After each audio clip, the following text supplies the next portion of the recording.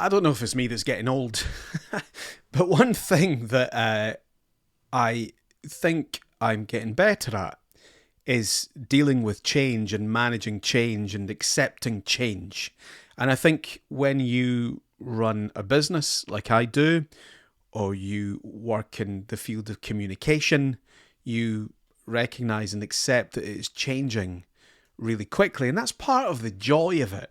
But it's also a big part of the job, managing that change, coping with that change, adapting, anticipating what's going to happen next, deciding of all these things that could happen, this is the one I think's going to happen, and so we'll go with this. Like that's a big part of the job, but it's also part of being alive. And I've seen some people in the last few weeks, or the last few days, really saying, oh, what is it, Britain's, 10th Prime Minister in 7 years, or 7th Prime Minister in 10 years, or something like that. And, they're like, more change. And I replied to somebody last night, and I was like, I don't think there is more change.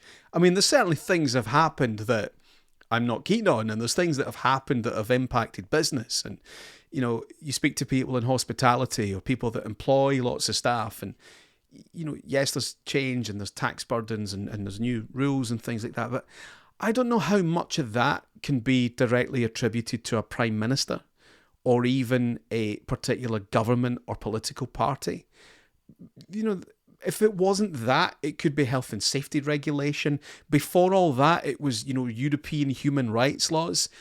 A lot of the things that drive that change, to me, as I get older, seem to just be part of life. It seems to be, this is just what happens. And I think that there are some people, it's maybe just the way they express themselves on social media, but that there are some people that think that we can get back to some sort of calm normality. And I think that calm normality is a myth.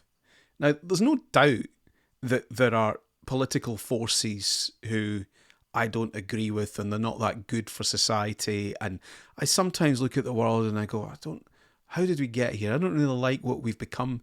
But, usually like 10 or 15 minutes later, I'll speak to someone else, or I'll look at something and I'll be like, oh, this is great. This is wonderful. It's the best of times. It's the worst of times. And it's about, well, what agency have I got? What can I do? What's going on in my community, with my clients, with my business? And how can I be at my best? And I guess the sort of challenge for me is, can I be, or to what extent can I be the same nice, friendly person that I hope I am, or like to think I am? How can I be like that even when I'm worried about something, or working hard, or there's something over here that's annoying me? Can I still be the same person? And I'll probably never manage that. Like, that will keep me busy for the rest of my life. But I think that's the journey. And there's more chance that I can get better at that than governments, politicians, society changing and coming back to some calm normality and say, here we are, Colin. Look, we've sorted everything out. We've set it all up, and we've created the ideal environment. And all you need to do is go out there and do your business. That's never going to happen. Doing business, and if it's not your business, if you work in comms for another organisation, or you work in the public sector, it's always like this. There might be some spikes in tension. I get all of that. But it is always like this. This isn't the world going wrong. This is just the world. Thank you for listening to my public service information announcement. Have a lovely day.